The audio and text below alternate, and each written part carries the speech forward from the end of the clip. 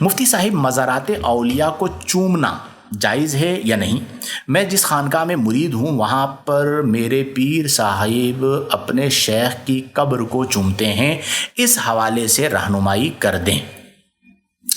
دیکھیں، مزارات اولیاء کو یا مزارات شیوخ کو اگر آپ چومتے ہیں تو اس کے جواز پر بھی علماء ہیں اور اس کے عدم جواز پر بھی علماء ہیں۔ یعنی علماء کا ایک طبقہ ہے جو اسے جائز قرار دیتا ہے، اور علماء کا ایک طبقہ ہے اکابرین کا جو اسے ناجائز قرار دیتا ہے۔ سوال یہ پیدا ہوا کہ ہم کیا کریں؟ ہم کریں اس فتوے پر عمل جو اعلیٰ حضرت فاضل بریلی رحمۃ اللہ تعالیٰ علیہ نے دیا۔ ایک مقام پر آپ نے لکھا کہ عوام کے لیے احوط یہی ہے کہ وہ نہ چومیں، اور ادب مزارات یہ ہے کہ جب حاضری دیں تو 4 ہاتھ کے فاصلے پر کھڑے ہوں۔ تو اب جب اعلیٰ حضرت اپنے زمانے میں یہ لکھ رہے ہیں کہ احوط یہ ہے کہ مزارات کو نہ چومیں، تو آج جو میرا زمانہ ہے جس میں اتنے فتنے ہیں، چونکہ آپ جب چومتے ہیں تو آپ جھکتے ہیں، لوگ کہتے ہیں دیکھو یہ مزارات کو چوم رہے ہیں، یہ مزارات کو سجدہ کر رہے ہیں، یہ مزارات کی تعظیم کی اس حد تک جھک رہے ہیں کہ گھٹنوں تک جا رہے ہیں۔ تو اب مزید مسائل وقتاً فوقتاً زماناً فزماناً بڑھ چکے، تو اعلیٰ حضرت کا جو فتویٰ ہے اسی پر میں بھی جو ہے وہ عمل بھی کرتا ہوں، اور وہی فتویٰ لوگوں کو بتاتا ہوں کہ مزارات کو نہ چوما جائے۔ اب کئی ایسے لوگ ہیں جو بیٹھیں گے محفل میں، اعلیٰ حضرت کا کلام سنیں گے، جھومیں گے، ہلیں گے، جلیں گے، اور اٹھ کے جائیں گے سارے لوگوں کے ساتھ اور جا کے قبر کو چوم رہے ہوں گے۔ کیوں؟ ان کے ابا کی قبر ہے، دادا کی قبر ہے، شیخ کی قبر ہے، جس کی بھی قبر ہے۔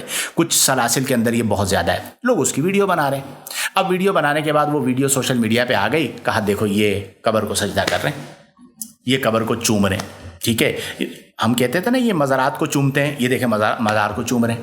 ارے آپ کی ان کی سے عقیدت ہے، آپ جو چوم رہے ہیں وہ کس کو چوم رہے ہیں؟ قبر انور تو اندر ہے، وہ جو اوپر کا حصہ بنا ہوا ہے قبر سے کئی بلندی پر، آپ اسے چوم رہے ہیں۔ آپ عقیدت کے ساتھ ہاتھ باندھ کے حاضر ہوں، 4 ہاتھ کے فاصلے پر کھڑے ہوں، فاتحہ خوانی کر لیں۔ ضروری تو نہیں ہے کہ آپ کو بوسہ دینا ہے۔ تو اس سے اپنے آپ کو بچائیں۔ یہ بعض سلسلوں کے اندر ہو رہا ہے، اور عام لوگ نہیں کر رہے ہوتے، بڑے خواص لوگ کر رہے ہوتے ہیں، اور اس کی وجہ سے پھر اہل سنت و جماعت پر اعتراض کا دروازہ کھلتا ہے۔ تو جب اس زمانے میں اعلیٰ حضرت رحمۃ اللہ تعالیٰ علیہ نے فرمایا جن کے نام پر آپ اپنی پہچان بناتے ہیں، ان کے کلام سنتے ہیں، جھومتے ہیں، جماتے ہیں، ان کے فتوے پہ بھی تو عمل کریں۔ اور وہ اپنے زمانے کے اعتبار سے کہہ رہے تھے۔ آج میرے زمانے کے اندر جب الہاد کے اتنے مسائل ہیں، اہل سنت سے لوگوں کو اغوا کیا جا رہا ہے، مطلب عقیدے کے اعتبار سے، اور چیزیں دکھا دکھا کر انہیں مختلف مکاتب فکر میں کنورٹ کیا جا رہا ہے، تو آپ کم از کم احتیاط تو کریں۔ اب آپ کہیں گے ہمارے پاس جواز کا فتویٰ ہے، فلاں نے لکھا، ہوتے ہیں بھائی فتوے، مختلف اقوال مل جاتے ہیں، لیکن حالات زمانوں کو بھی دیکھتے ہیں، اپنی جنریشن کو بھی دیکھتے ہیں، اپنے وقت کو بھی دیکھتے ہیں۔ ٹھیک ہے، صرف اپنے مفادات کے پیچھے اندھے نہیں بن جاتے کہ آپ کو جو دل میں آ رہا ہے آپ وہ کرتے چلے جا رہے ہیں۔ تو اس لیے مزارات پر حاضری بالکل دیں، 4 ہاتھ کے فاصلے پر کھڑے ہوں، لیکن مزارات کو چومنے سے احوط یہی ہے جیسا کہ اعلیٰ حضرت نے فرمایا کہ عوام کو منع کیا جائے گا، اور ایسے شیوخ کو بھی چاہیے کہ عوام کے سامنے اس طرح کے عمل نہ کریں۔ آپ نہیں چومیں گے تو کون سا عقیدت میں فرق آ جائے گا؟ آپ اپنے زمانے کے حالات کو بھی تو دیکھیں۔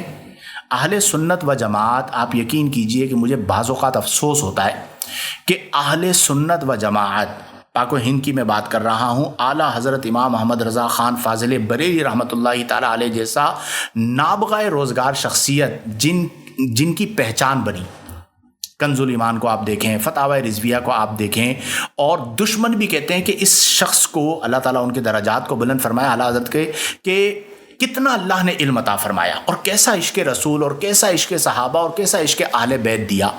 علمی پہچان اتنی بلند و بالا تھی، لیکن آج ہمارا حال یہ ہو گیا ہے کہ ہمارے، کیا کہوں اب چھوڑیے، یعنی پچھلے 70-80 سالوں سے جو لوگ آئے ہیں نا، کچھ آ کے چلے گئے، کچھ موجود ہیں، علم سے ان کا بالکل تعلق نہیں ہے، اور ان کی وجہ سے ہمارے مسلک پر کئی چیزوں پہ اعتراضات ہو رہے ہوتے ہیں کہ دیکھیں یہ جاہل لوگ ہیں۔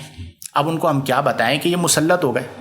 ٹھیک ہے، کسی کے ابا بہت بڑے تھے لیکن اولاد ناخلف نکل آئی، لیکن قبضہ کر کے بیٹھ گئی، اور پڑھتے پڑھاتے ہیں نہیں ہیں، مشکل کام ہے، چونکہ پڑھنا پڑھانا عقیدت کے اوپر چیزیں چل رہی ہیں، تو اس کی وجہ سے پھر ہمارے مسلک میں مسائل بہت سارے آئے۔ اس سے پہلے مطلب نام ہوا کرتا تھا، اور مطلب اعلیٰ حضرت کے جو خلفاء تھے وہ بھی بڑے علمی قداور شخصیات ہوا کرتی تھیں۔ اب ہمارے یہاں جذبات اور دیگر چیزیں آ گئیں، اچھے لوگ ابھی بھی موجود ہیں، میں یہ نہیں کہتا کہ سارے ایسے ہو گئے، لیکن بہرحال مسائل بہت سارے ہیں۔ اللہ تعالیٰ ہمارے احوال پر رحم فرمائے۔ باسط صاحب، آپ کے سوال کا مختصر جواب یہی ہے کہ مزارات پر جب بھی آپ حاضری دیں تو قبر کو بوسہ نہ دیں، بلکہ آپ 4 ہاتھ کے فاصلے پر کھڑے ہو کر فاتحہ خوانی کریں، آنکھیں بند کریں، مراقبہ کریں، صاحب مزار سے فیض طلب کریں۔ آپ کا جو یہ عمل ہے، یہ عمل کئی اعتبارات سے آج کے دور میں انتشار اور افتراق کا سبب بن سکتا ہے، اور یہی ہمارے علماء کرام نے بیان فرمایا۔ اللہ تعالی ہم سب کو توفیق عمل عطا فرمائے، اور ہم تمام کو قرآن و سنت کے مطابق زندگیاں بسر کرنے کی توفیق عطا فرمائے۔